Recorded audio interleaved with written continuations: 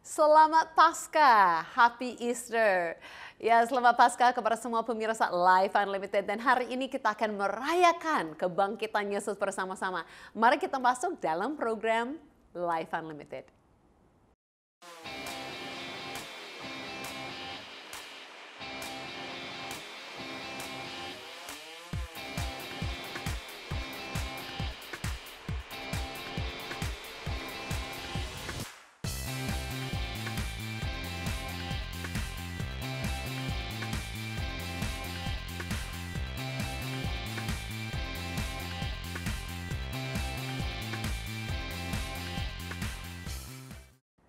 Sekali lagi saya mau ucapkan selamat Paskah atau bahasa Inggrisnya Happy Easter kepada semua pemirsa Live Unlimited dimanapun berada pada hari ini. Karena minggu ini kita merayakan satu hari yang sungguh-sungguh luar biasa. Dan saya mau ajak kita semua, mari kita alami kebangkitan Yesus. Bukan saja hari ini kita akan ingat-ingat kebangkitan Yesus. Bukan saja kita akan baca-baca bagaimana Yesus bangkit.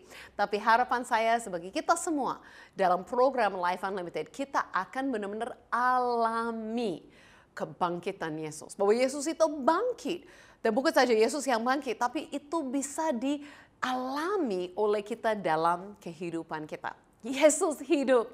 Dan karena Yesus hidup, wah itu ada sukacita bagi kita semuanya hari ini. Amin. Dan karena Yesus hidup, makanya kita juga bisa alami kuasanya. Jadi saya mau ingatkan bahwa sepanjang program ini akan ada nomor WhatsApp atau nomor telepon. Boleh hubungi kami. Ada tim Live Unlimited yang siap untuk menjawab pertanyaan, menjelaskan lebih lagi siapakah itu Yesus, atau mendoakan pemirsa yang perlu didoakan. Dan setiap bulan saya terima laporan-laporan, kesaksian-kesaksian pemirsa Live Unlimited yang alami kuasa dalam nama Yesus. Dan ceritakan kembali kepada kami apa yang sudah terjadi. Seperti kesaksian yang saya mau baca hari ini.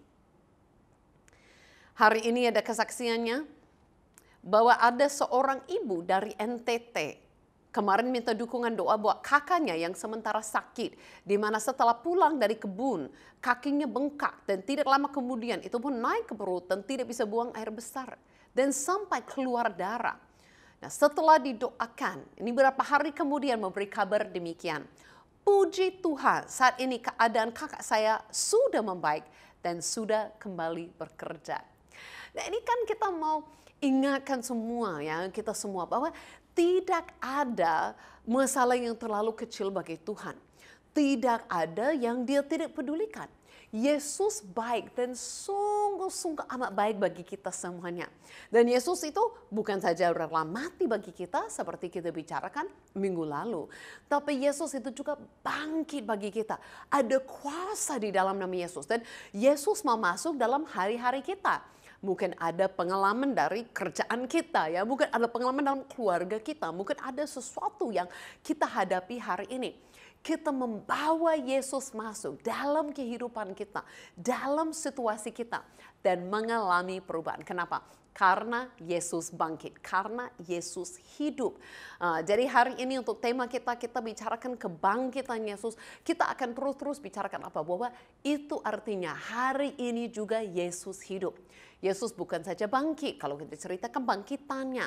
Tapi setelah dia bangkit, dia naik ke surga. Dan hari ini bagaimana kita mengalaminya? Kita mengalaminya karena dari surga dia kirim rohnya datang kepada kita semua. Itu luar biasa. Jadi hari ini kita mengerti dan kita rayakan Yesus hidup dan Yesus ada bersama dengan kita. Kebangkitannya sungguh dahsyat dan luar biasa. Nah kalau di dalam firman Tuhan kita tahu diceritakan bagaimana mereka datang temukan kuburannya kosong, bagaimana malaikat ceritakan Yesus tidak ada lagi, dia hidup. Dan nanti bagaimana Yesus datang dan menampakkan diri kepada murid-muridnya untuk membuktikan bahwa dia hidup. Nah mungkin ada yang bertanya, saat Yesus disalibkan, itu dicatat. Ada kejadian yang luar biasa, ada gempa bumi, ya, ada hal-hal yang disaksikan mungkin oleh pasukan, oleh orang yang ada di sana, sampai mereka jadi takut dan mereka tahu dia adalah anak Allah. Kenapa saat kebangkitan mungkin kita tidak dapat kisahnya seperti itu? Nah, kita harus ingat, pada waktu Yesus disalibkan, murid-murid Yesus ada di sana untuk melihat dan saksikan itu semuanya, makanya mereka bisa menuliskan. Tapi Yesus dikuburkan, muridnya tidak ada terus di depan kuburannya. Nah, itu ada yang menjaga, orang Romawi yang menjaga, pasukan yang menjaga di situ, tapi tidak ada murid-muridnya. Mereka tidak saksikan dengan matanya apa yang terjadi. Mereka tidak melihat apakah ada gempa bumi, apakah ada terangnya yang masuk, apakah ada malaikat yang buka batu, apa yang pas-pas terjadi. Jadi kita bisa bayangkan saja. Tapi kenapa kita tidak bisa baca kebangkitannya seperti apa? Karena Alkitab kita sesuai dengan yang mereka saksikan. Bukan hanya yang mereka dengar-dengar dari orang lain, atau mereka sendiri bayangkan. Itu bukan kebenaran. Apa yang mereka catatkan atau apa yang mereka benar-benar alami dan saksikan. Makanya kita bisa percaya apa yang tercatat. Kita bisa bayangkan saja bagaimana kebangkitan. Tapi mari kita masuk dalam video klip yang singkat ini. Supaya kita kembali lagi ingat apa yang dikatakan dalam firman Tuhan. Apa yang murid-murid alami pada waktu itu. Bahwa Yesus itu bangkit dan hidup. Mari kita saksikan dan pelajari bersama-sama. Yang dulu pernah menemui Yesus pada malam hari, pergi bersama Yusuf. Saat itu dia membawa sekitar 30 kg campuran dari ramuan mur dan gahar. Kedua orang itu mengambil jenazah Yesus dan membungkusnya dengan kain kafan dan ramuan wangi, menurut adat orang Yahudi saat menyiapkan jenazah untuk dikubur. Di tempat Yesus disalibkan, ada sebuah taman, dan di dalamnya ada makam yang masih baru yang belum pernah dipakai untuk mengubur. Karena hari Sabat sudah dekat, dan karena makam itu tidak jauh, mereka meletakkan jenazah Yesus di sana. Pada hari Minggu pagi, sewaktu masih gelap, Maria Magdalena pergi ke makam dan melihat batu penutupnya sudah digeser dari makam. Ia berlari mencari Simon Petrus dan murid lainnya yang dikasihi Yesus.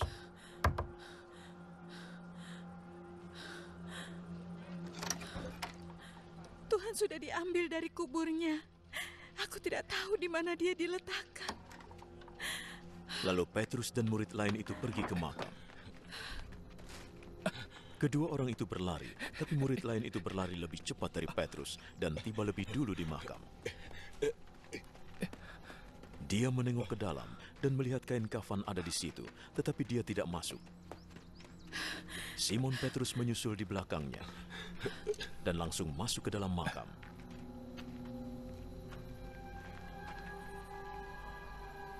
Ia melihat kain kafan terletak di situ, juga kain yang menutupi kepala Yesus. Kain itu tidak di dekat kain kafan, tetapi tergulung, terpisah. Lalu murid Yesus yang lain yang tiba lebih dulu ikut masuk. Ia melihat dan percaya. Mereka masih tidak mengerti yang tertulis dalam Alkitab bahwa ia harus bangkit dari mati. Lalu kedua murid itu pulang. Maria Magdalena menangis di luar makam. Sementara menangis, ia berjalan mendekat dan menengok ke dalam makam.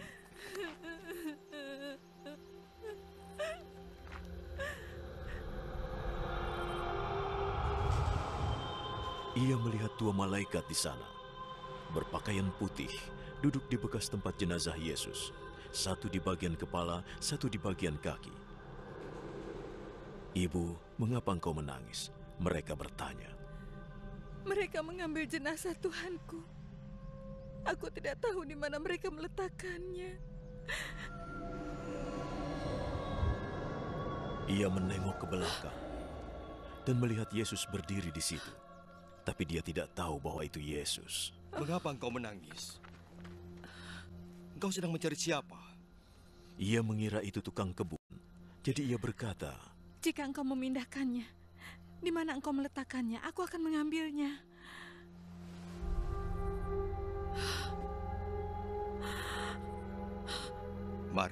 Maria menoleh padanya dan berkata dalam bahasa Ibrani, Rabuni. artinya guru. Jangan pegang aku. karena aku belum naik kepada Bapa. Temuilah saudara-saudaraku dan beritahukan bahwa aku akan naik pada Bapakku dan Bapa mereka, Allahku dan Allah mereka. Ya, kita bisa lihat berakhir di situ bahwa Yesus menampakkan dirinya mulai dengan Maria, tapi tidak berhenti di situ. Setelah Yesus menampakkan diri kepada Maria dan dia minta Maria bawa kabar luar biasa ini kepada murid-murid yang lain. Tidak lama kemudian Yesus pun datang dan menampakkan diri kepada semua murid, bukan saja kepada murid 12 orang. Dikatakan dalam firman sampai Yesus menampakkan diri kepada 500 orang dan berkali-kali menampakkan diri kepada murid-murid sampai makan bersama dengan mereka, sampai jalan-jalan bersama dengan mereka, sampai layani mereka selama 40 hari. Supaya benar-benar ada bukti Yesus hidup. Nah, kenapa begitu penting Yesus hidup? Kita akan temukan semua jawaban hari ini. Bahkan yang pertama saya mau kita temukan dan kita pelajari hari ini. Bahwa Yesus hidup supaya kita juga hidup. Nah, kalau Yesus tidak hidup, kalau Yesus mati, dikuburkan seperti itu saja. Dan sampai hari ini tidak pernah bangkit. Pikirkan bagaimana kita, bagaimana mungkin ya kita boleh mengalami hidup yang kekal kalau Yesus sendiri aja pun mati dan kembali lagi jadi debu. Kalau Tuhan kita aja pun kembali lagi hanya jadi debu, kita mana mungkin kita temukan hidup. Dan kalau kita mungkin hidup di dunia ini dengan masih hidup, maksudnya kita masih bernafas, kita masih tubuh ini masih hidup, tapi kita tidak akan menerima roh yang hidup. Karena roh yang hidup itu diutus dari Yesus. Setelah Yesus bangkit naik ke surga, dia mengutus rohnya untuk datang kepada kita. Tanpa Yesus hidup, tidak ada roh yang hidup yang datang kepada kita. Kita hanya di dunia ini hidup, maksudnya tubuh yang hidup. Tapi roh masih mati. Jadi Yesus hidup supaya kita juga memperoleh kehidupan. Amin. Bahkan Yesus berjanji seperti ini. Dia katakan, tinggal sesaat lagi, ini sebelum dia mati dan bangkit. Tinggal sesaat lagi dan dunia tidak akan melihat aku lagi. Tetapi kamu melihat aku. Sebab aku hidup dan kamu pun akan hidup. Dan Yesus berjanji, dia sudah katakan kepada muridnya sebelum dia mati. Bahwa tidak akan berakhir dalam kematian.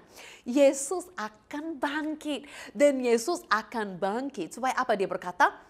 Aku hidup. Dan kamu pun akan hidup. Jadi Yesus hidup supaya kita juga akan memperoleh kehidupan. Ya, Yesus bangkit. Kalau Yesus tidak bangkit, kita juga tidak hidup. Kita masih bernafas saja. Tubuh hidup. Tapi kita tidak memiliki roh yang hidup. Itu hanya dapat karena Yesus hidup. Karena Yesus bangkit dari kematian. Naik ke surga dan mengutus rohnya yang hidup masuk dalam kehidupan kita. Itulah hidup yang kekal. Tanpa Yesus hidup, untuk apa kita masih ada di sini? Hanya muter-muter dalam kehidupan ini, cari makan, cari sesuatu. Tapi karena Yesus hidup, kita menerima kehidupan yang sesungguhnya. Oh, itu kabar baik. Saya harap sepanjang hari ini kita akan bersuka cita merayakan kebangkitan dan hidup Yesus. Dan apa yang terjadi kepada Yesus, kita juga akan alami. Mari kita menerima rohnya yang hidup dalam kehidupan kita. Mari kita diubahkan. Mari kita temukan kehidupan yang sesungguhnya yang ada di dalam Yesus. Dan bukan sampai di situ saja. Saya mau kita mungkin di sini berhenti sebentar untuk apa?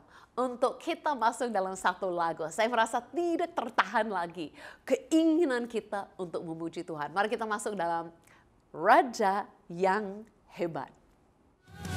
Angkatlah tinggi panjinya dan sorakanlah kemenangannya. Kemenangannya belenggu, oh, kutuk dan maut telah dikalahkan. Telah dikalahkan oleh darah-Mu yang bebaskanku. Come on semua, Kaulah Raja yang hebat, kebangkitan-Mu di dalamku dan di dalamku tiada takut, kemenanganku bersamamu.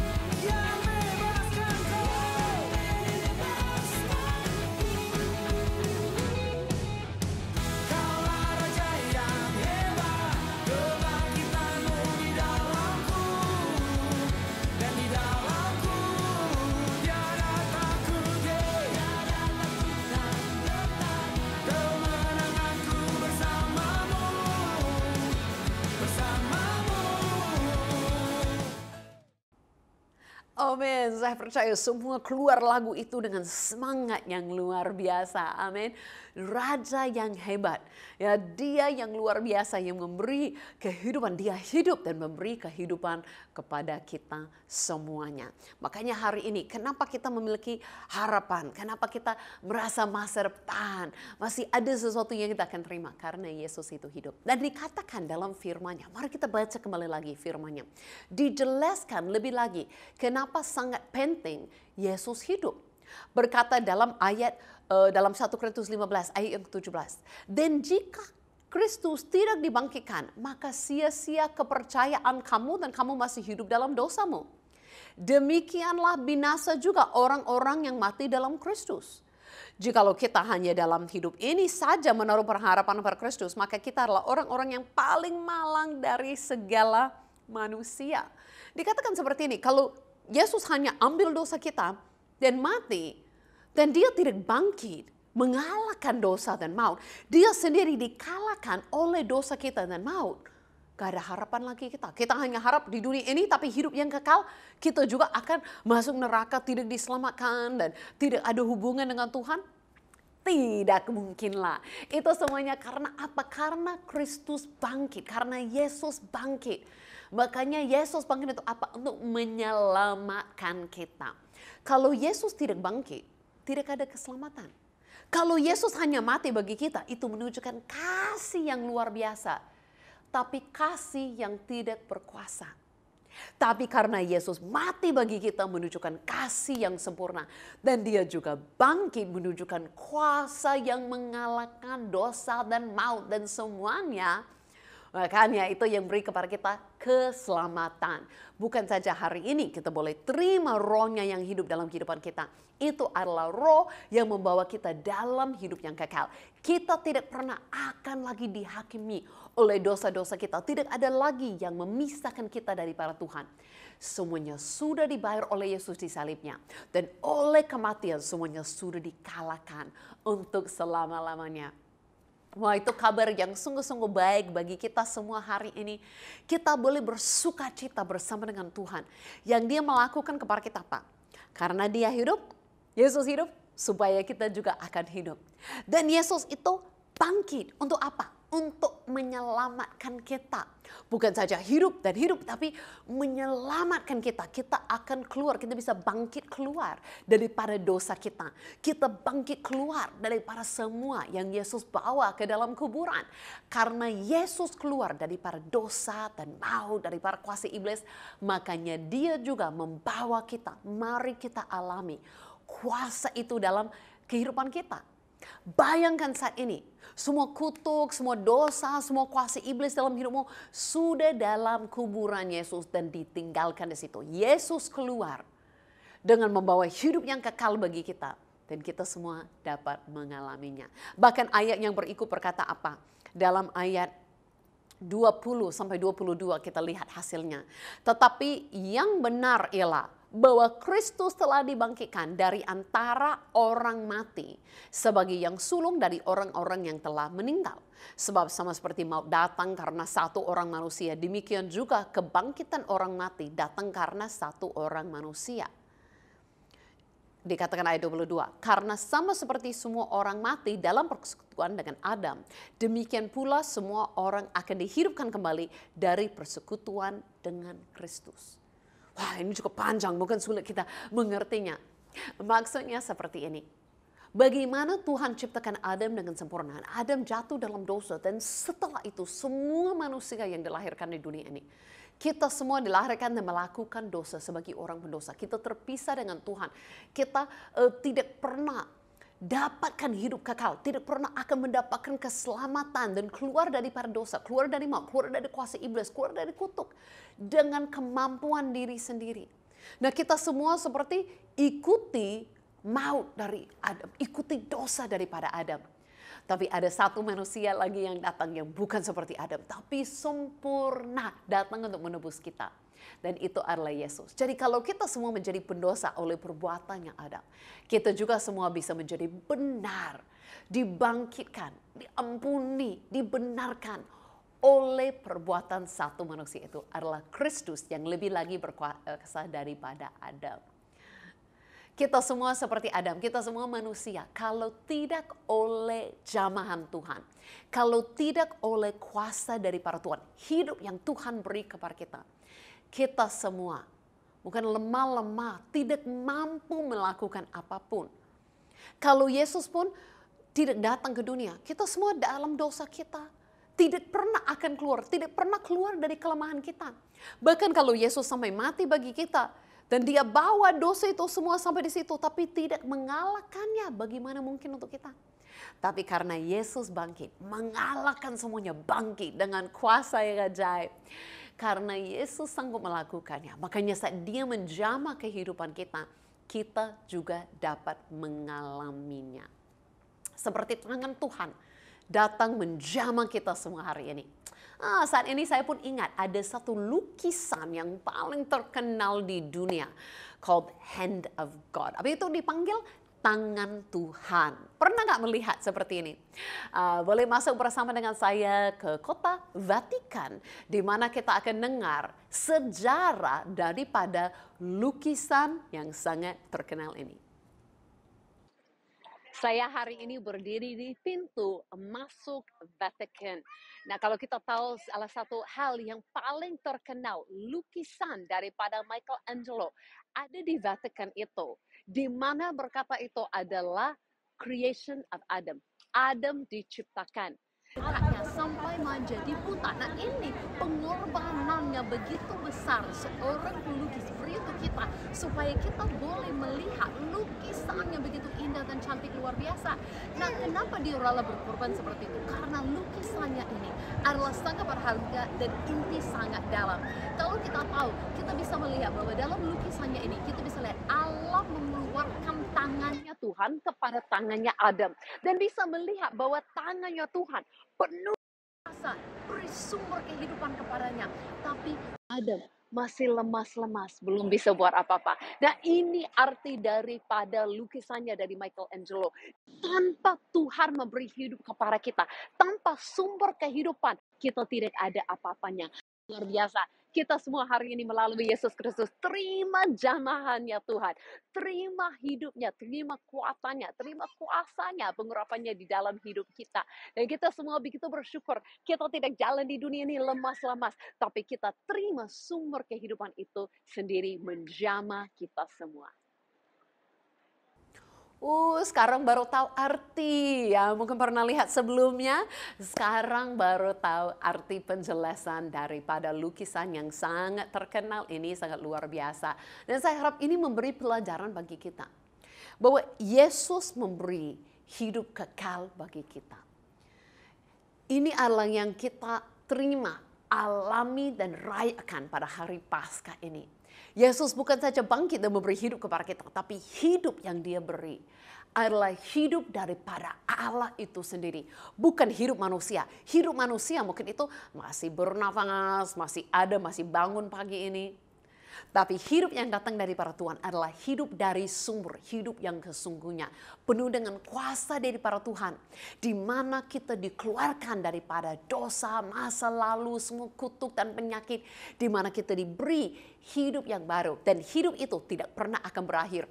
Satu hari tubuh ini akan berakhir. Satu hari ini tubuh ini tidak akan bernafas lagi. Dan kita semua akan meninggalkan dunia. Tapi karena kita memiliki hidup kekal, roh kita akan hidup terus bersama dengan Yesus sampai selama-lamanya. Bagaimana kita bisa alami kebangkitan Yesus? Bagaimana hari ini kita akan hidup karena dia hidup? Bagaimana kita akan diselamatkan? Bagaimana kita akan mengalami hidup kekal ini yang dia beri kepada kita? Semuanya dengan kita percaya bahwa Yesus itu datang mati bagi kita, ambil hukuman kita. Tapi dia juga bangkit keluar mengalahkan dosa, maut, kuasa iblis dan semuanya. Supaya hari ini dia yang naik ke surga, kita terima rohnya yang hidup. Yang memberi keselamatan dan hidup kekal. Yang mau terima, mari ikut saya dan berdoa, ulangi doa ini. Katakan, Yesus, terima kasih. Engkau datang ke dunia ini. Engkau ambil hukuman mati bagiku. Dan saya percaya Engkau bangkit dari maut. Naik ke surga. Dan saat ini Aku menerima rohmu yang hidup, membawa hidup yang kekal kepadaku. Hari ini aku diselamatkan, tinggalkan dosa dan semua yang dahulu mengintai. Dan mendapatkan hidup yang baru bersama denganmu untuk selama-lamanya. Di dalam nama Yesus. Amin. Amin. Siapapun yang baru berdoa, ikut doa itu dengan saya, segera hubungi tim. Segera hubungi tim Life Unlimited bersama dengan saya. Berikan WhatsApp kepada kami, hubungi kami dan ceritakan, saya baru berdoa, percaya kepada Yesus. Terima hidup yang kekal. Dan kami mau memberi penjelasan lebih lagi. Kami mau berdoa, merayakan hal ini bersama denganmu. Alami kebangkitan Yesus bersama-sama. Sekali lagi saya mau katakan kepada semua pemirsa, selamat Paskah. Tuhan Yesus memberkati.